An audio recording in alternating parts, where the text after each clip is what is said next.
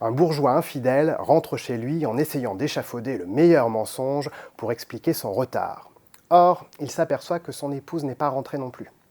Il n'en faut pas plus pour qu'il s'imagine qu'elle était avec un amant. Voilà le point de départ de La jalousie. Cette pièce de théâtre a été écrite par Sacha Guitry en 1915. Elle a donc beau avoir plus de 100 ans, elle s'avère être d'une grande modernité. Et en tant que spectateur, on se délecte des imbroglios dans lesquels se retrouve le couple formé par Gwendoline Amon et Michel Faux. C'est à voir au Théâtre de la Michaudière jusqu'au 7 mars. Elle fascine ou effraie, sans doute parce qu'elle nous confronte à nos interrogations sur la mort. Les momies sont au cœur de l'exposition proposée au Musée de l'Homme jusqu'au 25 mai. La visite n'a rien de sordide et évite le sensationnalisme. Si 9 dépouilles sont exposées derrière un voile semi-transparent, le parcours invite surtout à en apprendre davantage sur les techniques d'embaumement ou bien sur la perception des momies par les sociétés d'une époque à l'autre. À Reykjavik, Hulda, une policière proche de la retraite, enquête sur la mort d'une jeune femme dont le cadavre a été retrouvé dans un glacier. Elle doit aussi faire face à un drame familial. Les amateurs de thriller ont peut-être reconnu le pitch de La Dame de Reykjavik, le roman de Ragnar Jonasson. Le roman est désormais adapté en série dans The Darkness, diffusé en février sur Polar+. Les épisodes sont réalisés par Lasse Hallström, le cinéaste connu notamment pour les films Gilbert Grape et Le Chocolat. Une série incontournable pour tous les fans de Nordique Noir. Avec son look de dandy et sa nonchalance gentiment provocatrice, Sam Sauvage semble venu tout droit des années 60 ou 80 qui l'inspirent tant. Mais le chanteur est bien de son époque, capable de nous donner envie de nous déhancher avec style sur sa chanson « Les gens qui dansent ».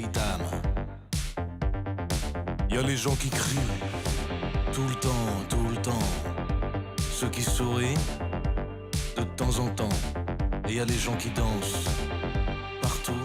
Il maîtrise aussi l'art du contre-pied pour chanter les travers humains et les angoisses de notre époque. Il s'avère aussi saisissant avec son interprétation incarnée d'un cri dans le métro ou quand il évoque les féminicides dans la chanson « Il pleut des femmes ».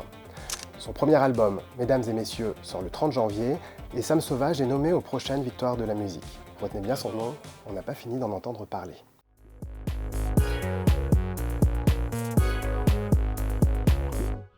Bonjour Benoît Poher. Salut. Avec vos comparses du groupe Kyo, vous avez sorti il y a quelques semaines maintenant l'album Ultraviolent. Pourquoi ce titre qui ne correspond pas forcément à l'image qu'on peut avoir du groupe?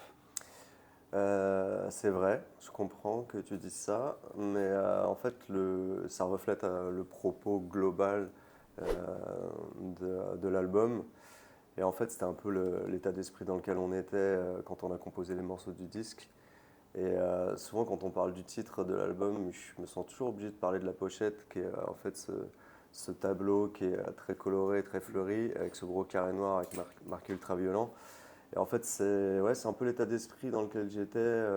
C'est-à-dire que j'avais du mal à me focaliser sur les belles choses qui nous entourent et qu'il y a dans la vie, tellement on est abreuvé de news un peu sombres et on vit une époque que je trouve violente. Même si je sais qu'on a tendance à penser qu'on vit une époque particulièrement violente, mais en fait de tout temps, je crois que ça a toujours existé. Sauf que là, j'ai l'impression qu'on est abreuvé enfin, c'est plus médiatisé, c'est plus rabâché. Et du coup, j'avais du mal à avoir le moral. Mais justement, ça fait partie de la beauté de l'art, c'est que c'est assez thérapeutique et que maintenant, j'ai la sensation que presque comme un mantra, j'essaie de me focaliser sur les choses positives. Et vous avez aussi en parallèle composé les musiques du spectacle Monte Cristo, le spectacle musical qui sera à l'affiche à partir de début février. Aux Folies Bergères. Ouais. Comment est-ce qu'on s'attaque à une œuvre comme ça? Est-ce qu'il y a une inspiration qui vient d'emblée ou faut le travailler sur un mood board? Moi, c'est inédit. C'est la première fois que j'écris l'intégralité d'un spectacle, parce que j'avais déjà travaillé auparavant pour des comédies musicales, mais c'était une ou deux chansons. Ouais, ouais. Et là, il y avait le défi d'écrire musique et paroles de la totalité du spectacle avec un pote de lycée qui était le chanteur du groupe concurrent. Parce que tu vois, il y avait un côté. On avait un groupe Némésis, tu vois, au lycée. Et en fait, c'est devenu un super pote et on écrit ça à deux.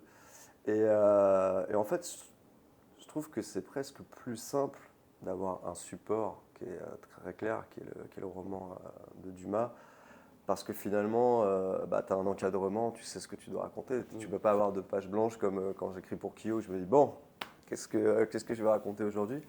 Là, il y a une histoire très forte, il y a une grande richesse de personnages et donc d'émotions. Donc finalement, c'est presque plus simple. Microscope, parce qu'on va passer au microscope des paroles de chansons de Kyo. Alors, je pourrais presque les citer de mémoire. On a parcouru le chemin, on a tenu la distance et je te hais de tout mon corps, mais je t'adore. Est-ce que ces paroles-là, ça pourrait s'appliquer aussi à la vie du groupe Kyo? Non, parce qu'il n'y a pas, le mot haine ne peut pas s'appliquer à nous. Non, on a énormément d'affection les uns pour les autres. C'est une question qu'on nous pose souvent parce qu'il y a plein de groupes qui n'ont pas réussi à tenir, non pas par manque de succès, mais juste parce qu'il y a des problèmes relationnels ou des trucs d'ego. Et c'est vrai que je ne sais pas pourquoi, mais nous, on se considère comme on s'est rencontrés hyper jeunes. Moi, j'avais 14 ans quand je suis rentré dans le groupe. Eux, ils se connaissent depuis la maternelle, je ne sais pas si tu imagines. Donc, c'est des frangins, en fait. Et comme ce truc un peu de famille où tu peux t'embrouiller, mais tu pardonnes toujours assez vite parce qu'on a trop d'affection les uns pour les autres. Et ils me font marrer aussi. Ça, c'est comme dans un couple, c'est hyper important. Ils me font mourir de rire et ça, je pense que c'est pas mal aussi. C'est comme ça que vous tenez la distance. Voilà. Dans la chanson Formidable, ma vie c'est le clip de Formidable, mais sans les caméras. Mes nuits sont blanches, mais elles sont noires parce que je ne m'en souviens pas. Les autres s'en souviennent à ma place. Ils racontent mon histoire, mais souvent ça finit mal. Ouais. Ça, c'est un morceau confession. Ah bah ouais, clairement. Hein. Mais il y a beaucoup de choses, malheureusement pour moi, qui sont autobiographiques dans cet album. Ouais, c'est le reflet de certaines soirées un peu chaotiques. Par contre, il y a des gens qui en abusent de ça, parce que quand tu te souviens pas de ce que tu as fait, il y en a qui inventent des trucs pour te mettre encore plus mal, tu vois, je trouve ça cruel. Très bien, on va passer à l'interview suivante, c'est l'interview Trombinoscope. David Hallyday. David Hallyday, c'est déjà une des personnes les plus gentilles que j'ai rencontrées dans ma vie. Et c'est le premier à nous avoir donné un coup de main parce qu'il y a cette anecdote qui est assez marrante où il tourne un clip, il veut un groupe derrière qui joue avec lui. Et nous, on nous fait cette proposition. Au début, on n'est pas hyper chaud parce que nous, on essaie de promouvoir notre musique et tout. On se dit, est-ce que c'est vraiment un bon move que de faire ça? Finalement, ça l'a été parce que moi, déjà, on me met au clavier. Hein. Je ne sais absolument pas jouer de clavier. Et il y a un gros plan à un moment donné sur le clavier, et ce ne sont pas mes mains, ce sont les mains de David Hallyday. Donc ça, je spoil un peu le truc. Et en fait, juste avant le tournage, on était dans une petite loge, on répétait nos morceaux, il passe, il fait « Ouais, c'est cool ce que vous jouez les gars ». Le lendemain, il nous dit « Vous voulez venir en première partie de ma tournée ?» On se disait « Ouais, c'est un truc de… » Nous, on ne connaissait pas ce monde-là, on se disait « C'est un truc que les artistes disent, ils veulent passer pour des cools et tout ». Et ça s'est fait. Et c'était une très grosse tournée et on s'est retrouvés très tôt dans des salles énormes qui étaient complets, donc public, énormément de gens et tout. Donc il y a un côté terrifiant, mais de notre côté, on a été dans le bain très rapidement grâce à lui. Johnny Hallyday. Ouais, ça aussi, ouais. La famille Hallyday a quand même pas mal compté pour nous parce que… Là, pour être honnête, je crois que la rencontre avec Johnny, c'est un des trucs les plus marquants que j'ai pu vivre dans notre carrière. Ce que j'aime bien dire la vérité, c'est que nous, ça cartonnait à l'époque. Donc je me dis, ok, on va rencontrer Johnny parce qu'on écrit une chanson pour son album. Mais j'y allais, pas en bombant le torse, mais voilà, j'étais sûr de moi.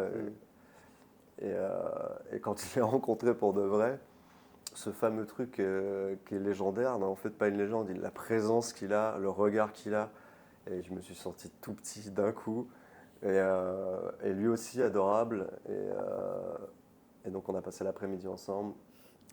Suzanne. Suzanne, donc elle a participé à Tout envoyer en l'air sur la réédition de l'album Le Chemin, et en fait du coup on s'est croisés sur pas mal de festivals. Sans vraiment s'approcher ou discuter. Mais 2-3 fois, je me mets en côté de scène, parce que nous, on avait joué avant, et je regarde le show, et j'étais juste bluffé par la présence scénique Donc on lui a proposé, et là aussi ce que je trouve hyper chouette, c'est que il y avait une légitimité à faire ça avec tous les artistes avec qui on a participé sur cette réédition, parce que au départ je pensais que tous les artistes auraient envie de chanter Dernière Danse ou Le Chemin ou les plus connus, et en fait tout en voyant l'air, Suzanne m'a dit que c'était quand elle était ado le morceau qu'elle se mettait le matin pour se booster et pour avoir la pêche et tout, donc c'était vraiment un de ses morceaux préférés, et du coup ça avait du sens de le faire avec elle. Très bien. On va poursuivre avec le kioscope. Votre série fétiche, est-ce qu'il y en a une? Waouh, je suis un gros consommateur de séries. Après, je suis très bizarre parce que je crois que je suis une des seules personnes au monde qui n'a pas aimé Breaking Bad, par exemple. On est deux au moins alors. Ah, ça va, toi non plus? Oui, j'ai arrêté au bout d'une saison. Moi, ça m'a saoulé. Ça m'a saoulé. En fait, je crois que j'ai un problème avec les séries où il y a des problèmes tout le temps. Ça me fatigue. Ils ont toujours des galères et tout. Tout ce qui va être SF ou Heroic Fantasy, je dirais Game of Thrones, pour moi, c'est une de mes séries préférées. La prochaine question, ce n'est pas moi qui vais te la poser, mais notre invité précédent, Kairon. Okay. Je vais te laisser prendre connaissance de la question. Prochain invité, qui que tu sois, si un jour tu pouvais avoir un pouvoir surnaturel, quel serait ce pouvoir et surtout pourquoi? Moi, je crois que c'est un peu nul, mais c'est ce que je pense.